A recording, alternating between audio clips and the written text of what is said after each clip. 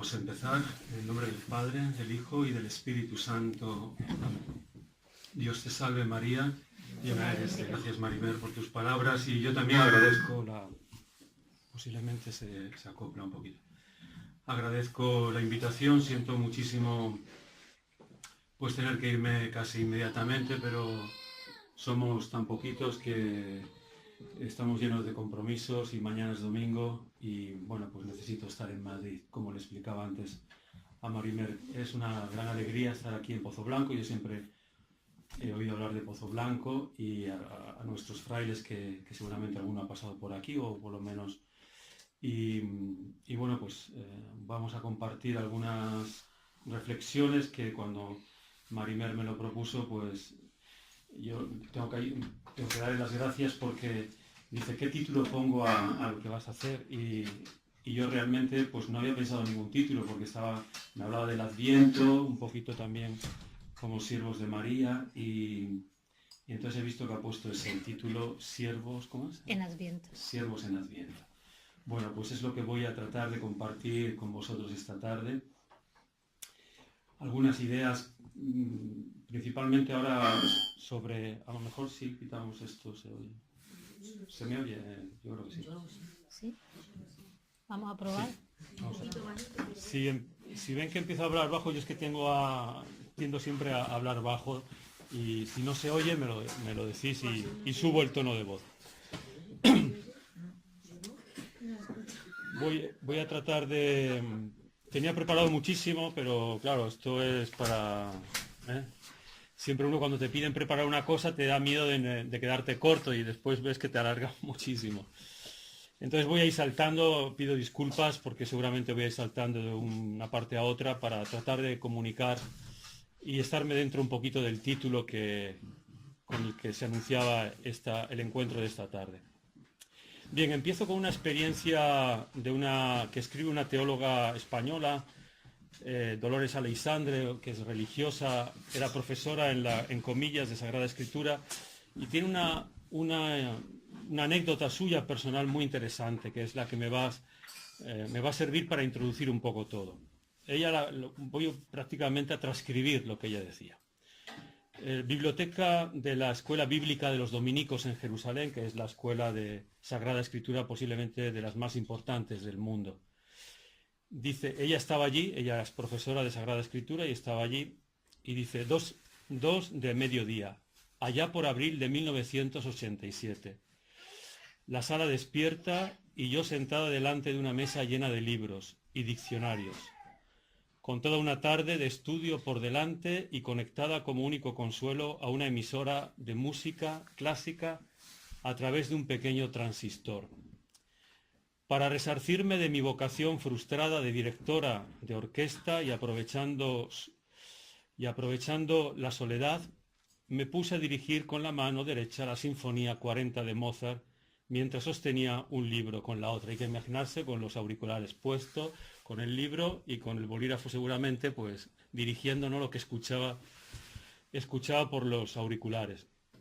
Al cabo de un rato, dice Dolores Aleixandre, levanto los ojos y veo a un cura pakistaní, vecino habitual de mesa, parado en el umbral de la puerta y mirando hacia mí con asombro. Claro, veía a esta mujer moviendo la mano como si estuviera dirigiendo una orquesta. Como de lejos de mí pequeños auriculares eran invisibles, debía estar pensando aquel sacerdote. Esta pobre mujer, tantas horas aquí sentada, ha debido trastornarse un poco. Hice como que me rascaba la cabeza, para disimular, suspendiendo en el acto el concierto. De entrada me reí por dentro por lo ridículo de la situación, pero luego empecé a verla como una preciosa parábola. Y es aquí donde yo me quedé cuando leí esta anécdota, pues también me quedé con la reflexión que hacía Dolores Aleixandre. Y ella dice, ¿y si la fe fuera esa música interior a la que damos oído que nos hace movernos de un determinado ritmo y realizar unos gestos incomprensibles para quienes no la escuchan? Y cuando decae nuestra danza, dice Dolores Aleixandre, ¿no será porque hemos dejado de sintonizar con la frecuencia del Evangelio, desconectándola de nuestra verdadera fuente de energía? Por eso una primera consideración que podemos hacer para este tiempo de Adviento que vamos a estrenar este domingo, ¿no? El próximo, es preguntarnos qué frecuencia es la que habitualmente escuchamos nosotros como creyentes y también, bueno, desde nuestro compromiso en la hermandad.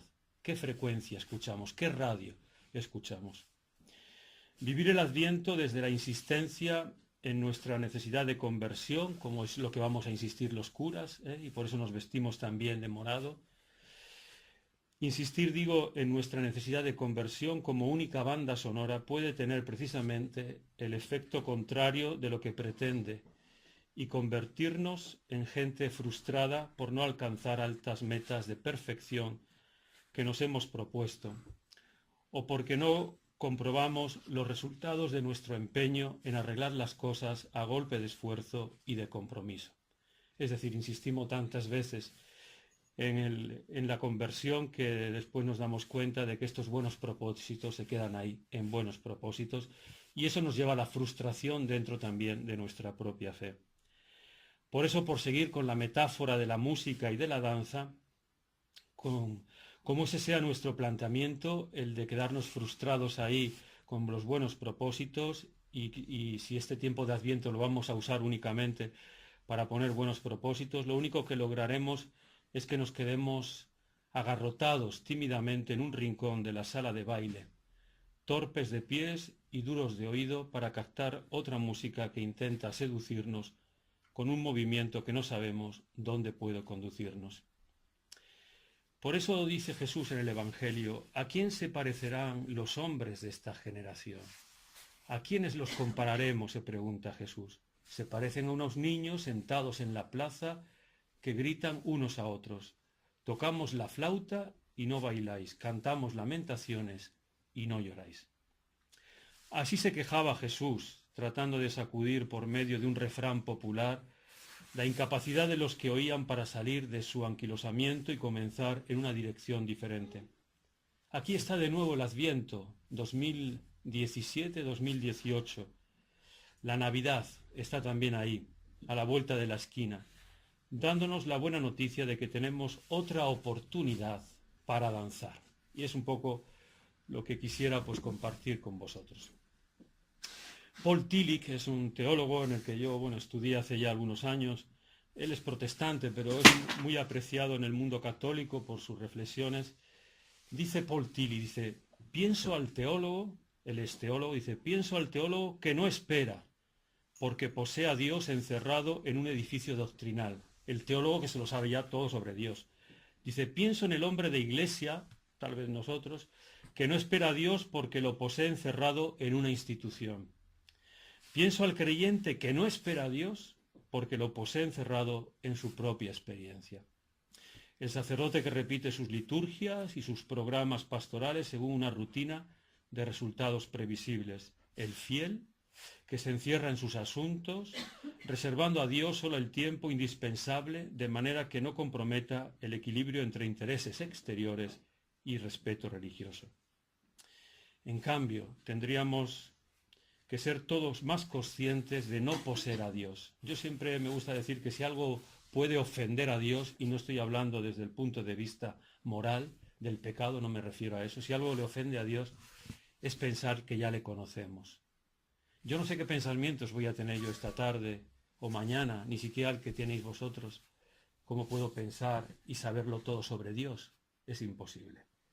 Por eso Dios se puede ofender de pensar que ya le conocemos, y entonces ya muchos no esperan a Dios porque piensan que se lo saben todo sobre Dios. Herodes se lo sabía todo sobre Dios y estaba encerrado en el castillo con sus teólogos, con sus sacerdotes. Tanto conocía a Dios que quería matarlo. Que no nos pase a nosotros lo mismo. Sabemos todo sobre Dios y no estamos abiertos a la novedad que puede suponer de nuevo en nuestra vida vivir el Adviento. Empezamos siempre el Adviento con una lectura que todos conocemos que dice así: erguíos, levantad la cabeza porque se acerca vuestra liberación. Hassad Tabí era un célebre médico y se había retirado a una gruta para llevar una vida eremítica.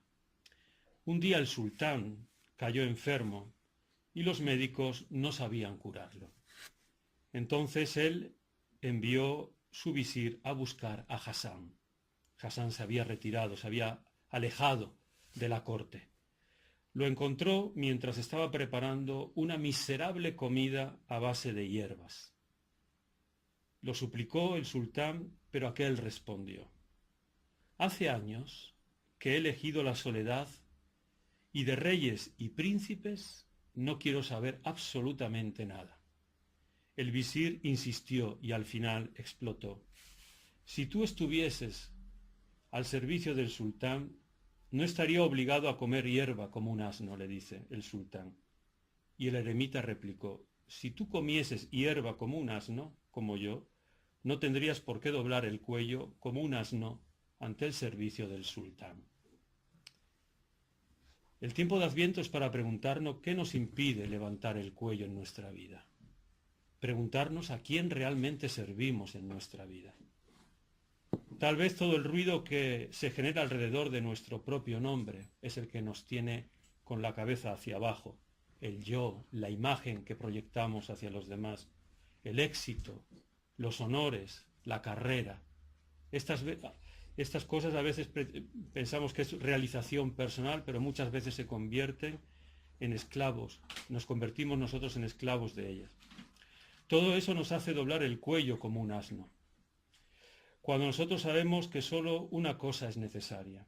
Marta, Marta, te afanas y te preocupas por muchas cosas, pero una cosa solo es necesaria: la escucha de la palabra, el sosiego interior, la paz y la libertad del espíritu. Es el estrés, como lo son los compromisos con la conciencia, las humillaciones que soportamos, el doblar el cuello como un asno, son las pruebas del alto precio que pagamos por un éxito muchas veces transitorio, que dura poco. Buscad primero el reino de Dios y su justicia, dice Jesús, el resto seguirá.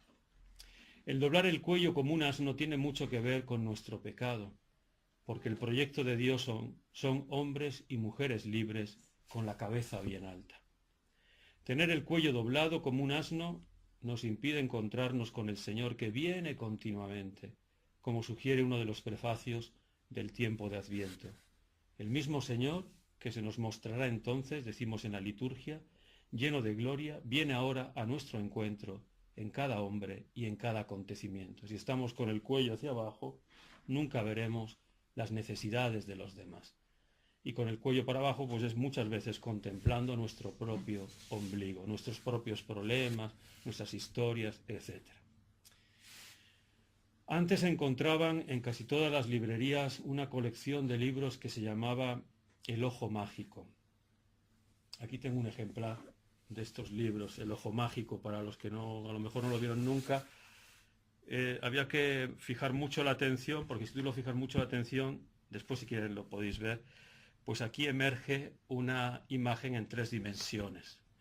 Es muy interesante, yo no sé cómo lo harán, pero este es de Harry Potter, por aquí salen escenas de la película de Harry Potter. Aquí vemos solamente muchos colores y tal, pero cuando uno mira fijamente, se está ahí 30 segundos, 40 segundos mirando fijamente, se sorprende uno porque aparece ahí en 3 dimensiones alguna de las imágenes de la película. Esto se llama El Ojo Mágico. En sus páginas, en estos libros, iban apareciendo diferentes dibujos que hay que ponerse a mirar durante mucho tiempo, dispuestos a dejarse sorprender por una tercera dimensión que no se percibe en un primer momento, pero que de pronto se nos manifiesta claramente, despertando en nosotros el asombro de no haber sido capaces de descubrirla desde el primer momento. ¿Cómo es posible que no la haya visto desde el primer momento?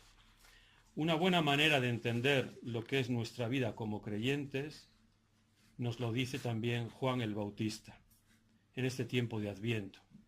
Personaje del Adviento que nos alerta: en medio de vosotros hay uno a quien no conocéis. Y es que con Jesús nos puede pasar lo mismo que con estos libros. ¿Cómo es que no me he dado cuenta de que estaba ahí, si lleva ahí todo el tiempo? Una afirmación inquietante, y más para nosotros, que con frecuencia hacemos esta petición en las preces de misa. por los que no conocen a Cristo, para que lleguen a ellos el Evangelio. Y decimos, roguemos al Señor, y todos, te rogamos, óyenos, pero estamos pidiendo por aquellos que no conocen a Cristo. Estoy seguro de que no nos sentimos aludidos por esa petición, dando por supuesto que los que no le conocen son otros, los que están fuera de la Iglesia, mientras que nosotros, gracias a Dios, sí que sabemos de Él, y nuestra misión es hacer llegar a otros ese conocimiento. Las palabras de Juan, en medio de vosotros hay uno que no conocéis, deberían desinstalarnos y cuestionar nuestra seguridad, sembrando la duda en nosotros.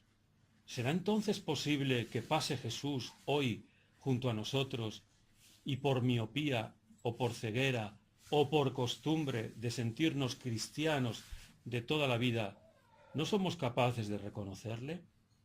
Este tiempo de Adviento es un tiempo propicio para estas preguntas. Y si nos ocurriera como a los de la parábola del juicio final que escucharemos mañana, que preguntan despistadísimos, Señor, ¿cuándo te vimos desnudo? ¿Cuándo te vimos con hambre? ¿Cuándo te vimos con sed?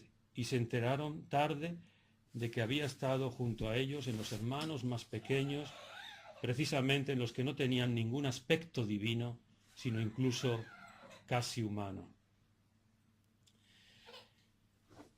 Voy a saltarme algunas cosas.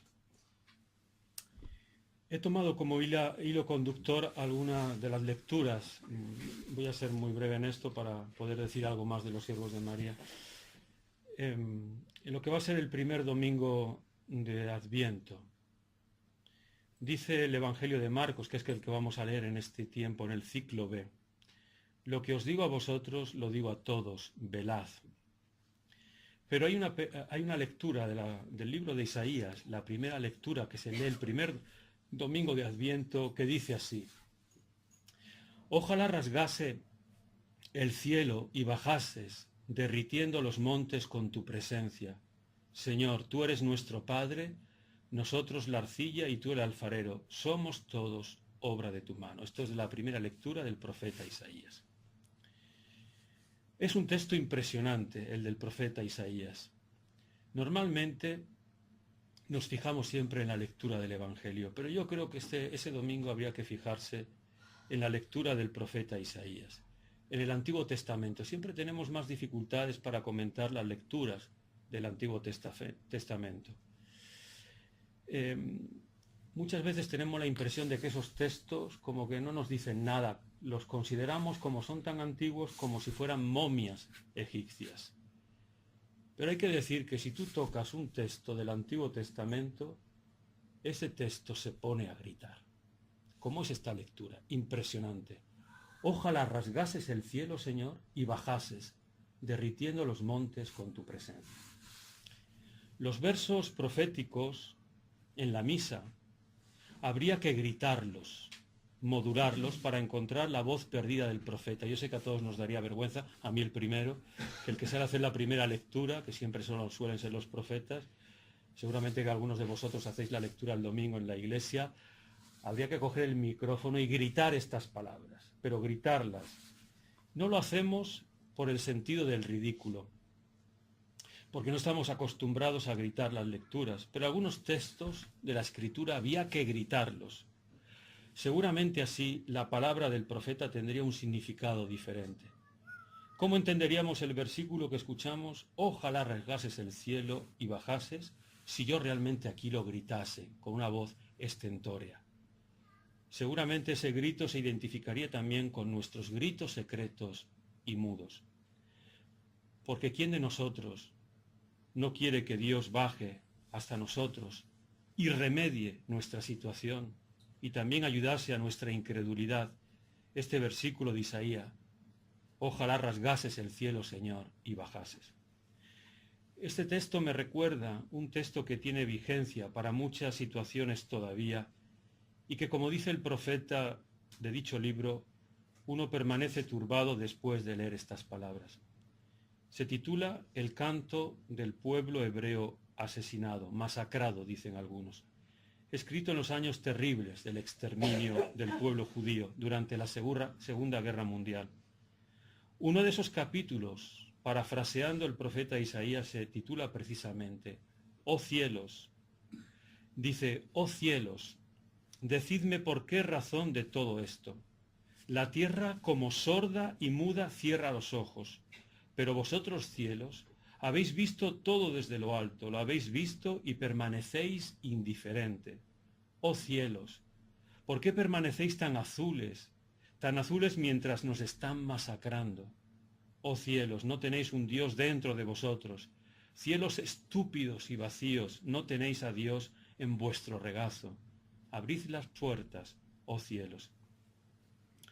Este canto, que es casi blasfemo, como si fuese la banda sonora de una película, yo la escucho habitualmente ante situaciones dramáticas, desconcertantes, que afligen a nuestro mundo, a personas que comparten la vida con nosotros, que comparten nuestra fe, que se acercan a la Iglesia.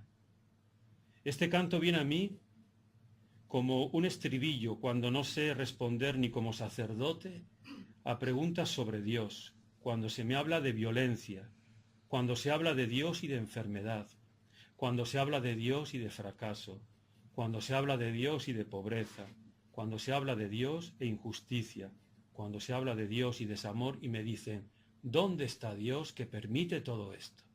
Ayer, 250 personas o 270 en una mezquita en Egipto, así, 200 y pico de personas.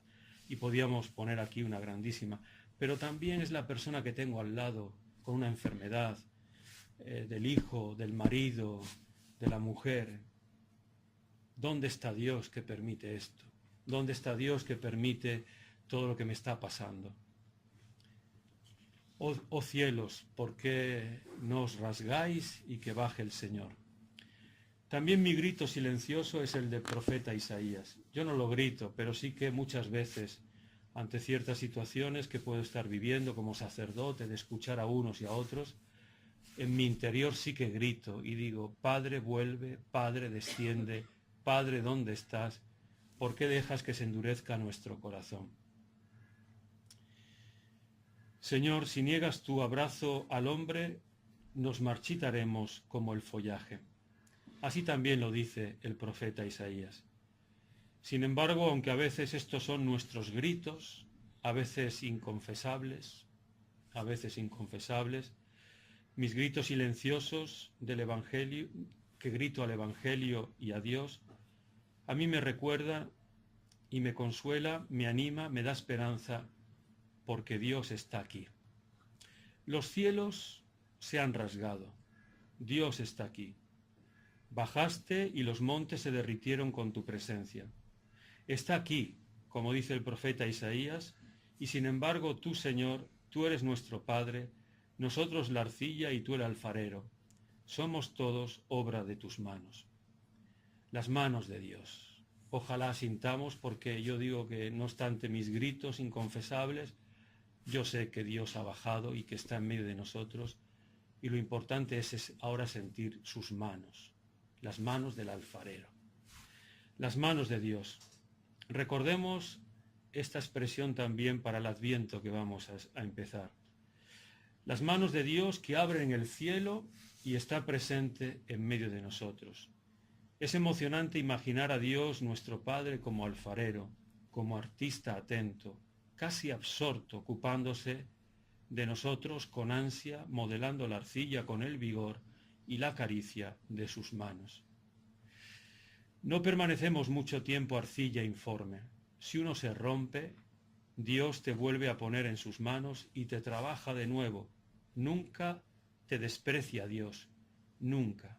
Nuestra arcilla es siempre buena para las manos de Dios, para el proyecto de Dios, para que lleguemos a ser criaturas vivas que toman forma y vibran bajo la presión segura, tierna, paciente de las manos de Dios, que es el alfarero.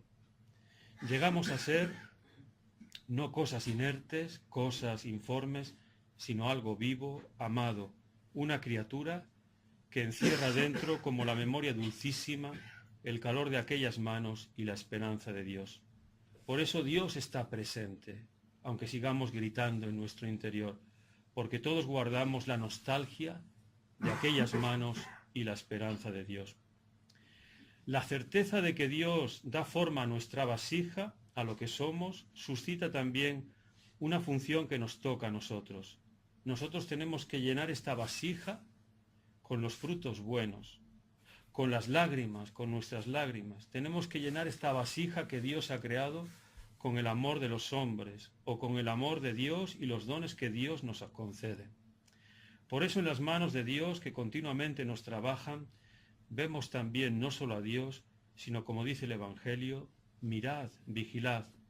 Mirad, nos dice Cristo, a los demás, a los pobres, al silencio, a las preguntas mudas, a los ofrecimientos de amor de los demás. Por eso estad atentos a que nadie seduzca vuestra conciencia. Mirad la gran patria que es la humanidad, su historia llena de sangre y de belleza. Es aquí que el cielo está abierto y las manos de Dios quieren hacerme crecer con estos desafíos y retos que nos lanza la historia, cuando percibe en ella la presencia de Dios. En esto están las manos de Dios, y todo esto es lo que tenemos que vigilar, mirar, lo que continuamente nos hace presente el Señor. Sus manos, este desafío y reto que el Señor continuamente nos manda. Por eso, si tenemos la cabeza hacia abajo, no veremos toda la realidad que el Señor tiene delante, con la que nos quiere modelar. Las necesidades de los demás, el amor que recibo de los demás. Dios continuamente nos está tocando con las manos, con las situaciones que tenemos a nuestro alrededor. Por eso dice el tiempo de Adviento, vigilad, estar atentos, porque nos puede pasar como en el libro, que aquí está el Señor continuamente en nuestra vida, tratando de modelar nuestra arcilla y nosotros no caemos en la cuenta. Oh cielos, rasgaros que baje el Señor. Somos arcilla ciertamente que grita la necesidad de las manos divinas. Humanidad que grita la necesidad de plenitud. Donde hay plenitud de humanidad, ahí está Dios. Cuanto yo me dedico más a los demás, cuanto más les sirvo, ahí está Dios. Mañana lo dice Él. Cada vez que lo hicisteis a uno de estos mis hermanos, me lo estabas haciendo a mí.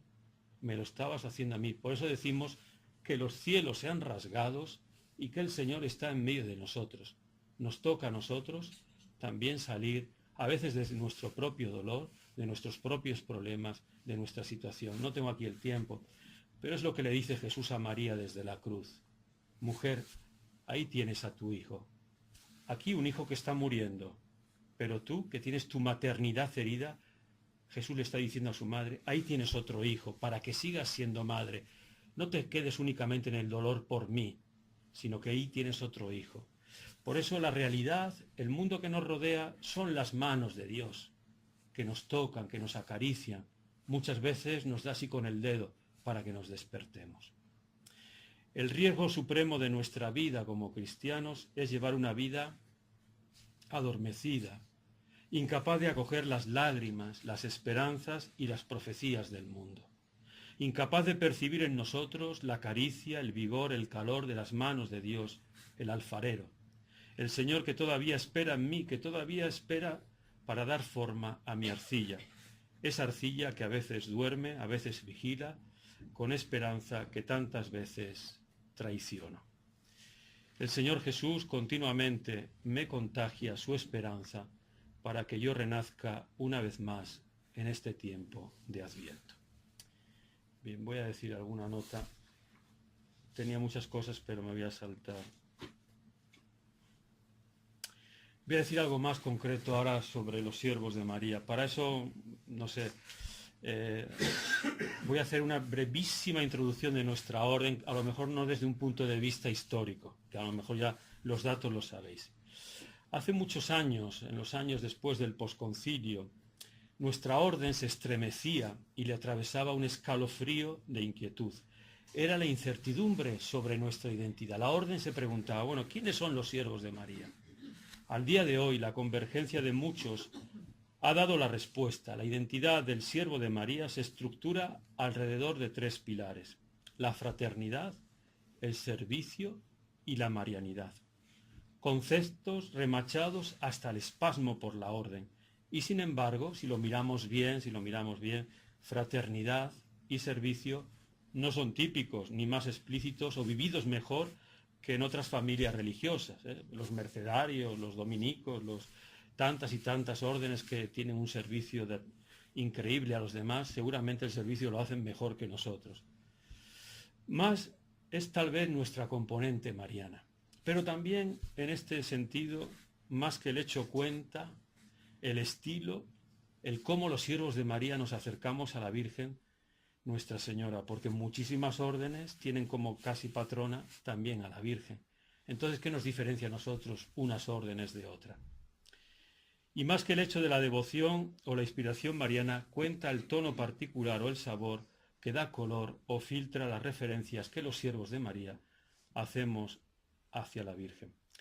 Desde hace muchos años yo medito sobre el hecho de que el verdadero carisma de la orden es dado por el estilo particular con el que se hacen las mismas cosas que hacen los demás. En este caso cuenta más el cómo, el estilo, es sustancia y no un accesorio decorativo. En la búsqueda de las características de la tipología de nuestra referencia mariana, tenemos que confrontarnos obligatoriamente con nuestros 7 santos padres, con aquella gran atmósfera de novedad, casi un nuevo Pentecostés en el que nacieron y cuyos humores vitales absorbieron. Nosotros somos hijos de una época muy determinada, la Edad Media. Vamos ya para casi 8 siglos de la fundación de nuestra orden. Los primeros padres son hijos del siglo XII, ya desde el punto de vista cronológico como del ideal, pero viven la plenitud de las innovaciones del siglo XIII. Como afirma un autor que se dedica a estas cosas de la historia, es el siglo XIII de la predominancia femenina. Cantores provenzales, poetas toscanos del dolce stil nuovo, compañías populares de trovadores, cantan todos en amor de Nuestra Señora, Nostra Donna. Pero esta domina o donna, señora, mujer, ¿quién es? ¿Se dirigen a la Virgen o a la mujer amada, estos poetas, estos trovadores? Los mismos vocablos, los mismos versos, incluso los mismos ritmos son los mismos para la devoción a la Virgen que para cantar a la querida, a la amada, al amante. Los textos laicos y los devocionales parecen que se intercambiaban entre ellos, de un campo semántico al otro, de la tierra al cielo, de cantar a la amada, no se sabía si estábamos cantando a la Virgen María. También los primeros padres, nuestros 7 santos fundadores, según la leyenda de Orígenes, el documento más antiguo de nuestra orden, eran grandes enamorados de Nuestra Señora. Los primeros padres son grandes enamorados de Nuestra Señora, es decir, son trovadores y laudeses, es decir, cantan por amor a Nuestra Señora. El realismo de la piedad medieval juega aquí una espléndida carta. De esta manera, el servicio mariano hay que leerlo como un canto de trovadores, enamorados de la belleza, como dice San Agustín, de la spiritualis pulcritudinis. Pero el trovador, el laudés, el siervo de María, no busca, y esto espero que me lo entendáis bien, no busca ni la madre, ni la esposa, ni la hermana. En Nuestra Señora cantan el amor de la amiga y de la enamorada. En la devoción mariana típica de los siervos de María, nunca vamos a encontrar, y por favor, espero que lo entendáis bien, porque a mí el otro día lo dije un poco en mi iglesia y alguna persona no lo entendió bien y vino después a que le clarificara las cosas. En nuestra orden de siervos de María nunca ha estado el insistente mamaísmo de gran parte de la devoción de la Virgen de la Iglesia. La mamá del cielo, todo este vocabulario. Los siervos de María no hemos tenido necesidad de una mamá, sino de una imagen que seduzca por su estilo de vida, por cuanto mujer, por cómo sabe luchar y cómo sabe esperar, por cuanto es, y sobre todo como mujer creyente. Somos buscadores nosotros, no de Santa María, sino a través de Santa María. Santa María es más que ella misma. Santa María es escala, es puerta y es camino que nos conduce a Cristo. Me voy a fijar únicamente en el servicio, porque quiero clarificar una cosa, que el servicio cómo lo hacemos los siervos de María. Siervo de Santa María son palabras que en la época en la que fueron aplicadas a un grupo de frailes tenían acentos y matices que a nosotros después, a lo largo de los siglos, se nos han escapado, suplantados por tonos más comprometidos y comprometedores. ¿Qué quiero decir con esto? Siervos de María. Cuando decimos la palabra siervo, uno piensa enseguida en esclavitud o en sacrificio. Nosotros a lo largo de estos últimos años le hemos dado más importancia a nuestro ser siervos de María como servicio. Trabajar aquí en el hospital, en esta parroquia o en esto. En los orígenes no era tanto así. En el núcleo originario de nuestro nombre hay algo que recuerda el Magnificat. Hay ecos de poesía, de canto. San Francisco de Asís era llamado el juglar de Dios. Pues bien, análogamente, el nombre de siervos y siervos de María no está lejos de este significado de trovador. En el título siervo está condensado el lado femenino del objetivo de este gozo y glorioso cantar hacia el cielo. Declararse siervo es un compromiso de redescubrirse criaturas líricas, es decir, cantores. En el Nuevo Testamento es alrededor de Santa María que nacen los primeros himnos del cristianismo, los himnos que todavía la Iglesia canta, el Magnificat, el Gloria, el Ave María. El canto, por lo tanto, desplaza la ciencia. El canto es exceso, inútil locura. ¿A qué sirve el canto? El canto es como derroche, pero es precisamente con el canto que alcanzamos el reino de la gratuidad. Cantar significa manifestar gozo, decir el amor, amar.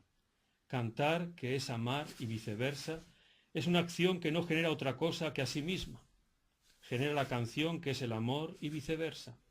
Nuestro servicio, como profecía, está de la parte siempre de la gratuidad.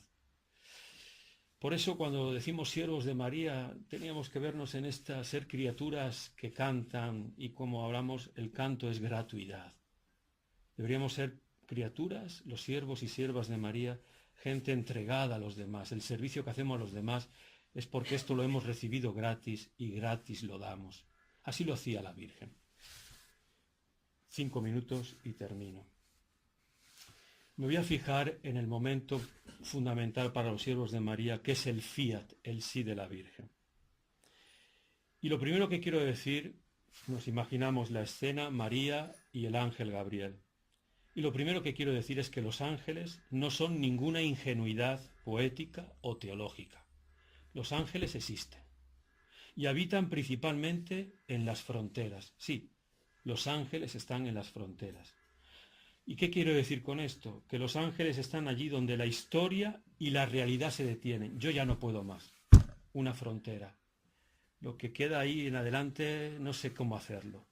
Ahí están los ángeles. Ahí están los ángeles. Los ángeles están donde parece que ya no hay nada que esperar, donde no vale la pena continuar. Ahí están los ángeles. Pero los ángeles son las palabras que descifran el presente y son los que te dicen, mira, todavía se puede hacer más, todavía se puede caminar más, todavía se puede seguir adelante. Los ángeles viven en las fronteras donde la historia se detiene, donde parece que estamos en un túnel sin salida. Ese se puede más, ese plus, son los ángeles. Es aquello que el hombre no consigue darse a sí mismo. Yo con mis fuerzas, yo no puedo ir más adelante, y necesitamos la ayuda de lo alto. El ángel es la venida de Dios a nuestra carne para que nuestra carne se haga espíritu.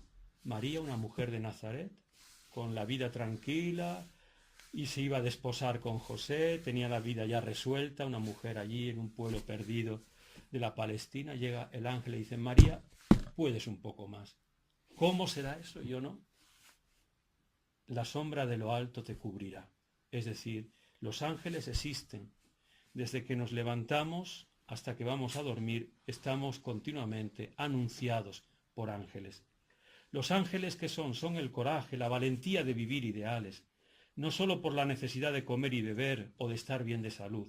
Los ángeles piden más de nuestra capacidad, nos llevan a nuestros ideales.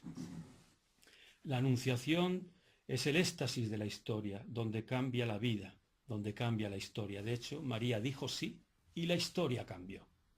En la Anunciación acontece lo que la humanidad no puede darse a sí misma. Es un cambio radical. Dios se hace hombre. Esto nunca ha sucedido. La historia cambia, el hombre cambia. Por eso María manifiesta el signo que asegura ese acercarse de Dios a la vida. ¿Y cómo comprobar que los ángeles han venido a mi vida y que anuncian al Señor? Tengamos en cuenta los síntomas para nuestra vida cotidiana y de todos los días. Las señales de que Dios está presente son 3. Se multiplica la alegría. Alégrate, María. Si yo quiero saber si mi vida está anunciada por ángeles y está el Señor, tengo que sentir el gozo de vivir, la felicidad, a pesar de las dificultades, a pesar de lo complicado que es la vida. Porque el ángel le dice a María, alégrate. Otro síntoma de que Dios está presente con sus ángeles en mi vida es que se disuelve todo miedo. Cuando Dios está presente en la vida tiene que desaparecer el miedo. Por eso el ángel dice, no temas, María, no tengas miedo. El domingo pasado, aquel siervo inútil que no quería trabajar, no quería poner sus talentos a fructificar, él decía, yo sé que tú eres un amo duro, que recoges donde no siembras. A este hombre le movía más el miedo a Dios, y el miedo te paraliza. Por eso, si yo quiero comprobar de que Dios está presente en mi vida, el miedo se tiene que disolver. No podemos tener miedo a Dios. Y la tercera señal de que Dios se hace presente en mi vida es que resplandece precisamente la vida. Darás a luz un hijo y le pondrás por nombre Jesús. Yo quiero saber si el anuncio del ángel también ha venido a mi vida. Tengo que ver si yo multiplico la alegría a mi alrededor, es decir, las ganas de vivir a los demás. No obstante mis problemas, mis dificultades, soy capaz de dar ánimo a los demás. Si yo soy capaz de desterrar el miedo en mi vida, y algo muy importante, de no provocar yo miedo a los demás. Hay un sacerdote de esos que llamaban obreros en Italia que decía que él había descubierto que su vida como sacerdote era quitar el miedo a los demás, quitarse él el miedo que sentía de Dios y sobre todo decía, no dar miedo yo a nadie. Creo que esta es lo que nos enseña María. Y ya porque no me da tiempo, veo que el reloj corre, retomando lo que empezábamos, con lo que empezaba al inicio, con esta historia de Dolores Aleixandre y con este sentirnos siervos de María que deberíamos ser gente de poesía, gente lírica, gente de gratuidad, pues realmente ojalá sepamos poner la frecuencia, sobre todo del Evangelio de María en nuestra vida para seguir danzando. Siento las prisas y demás, y es un poco lo que... Pues nos queda 15 minutitos, si alguna queréis hacerle alguna pregunta ahora, y si no, pues mientras nos tomamos el café, podéis charlar un ratito con él antes de que nos vayamos. Si tenemos un detallito preparado para que te lleve y compartas en comunidad, sí.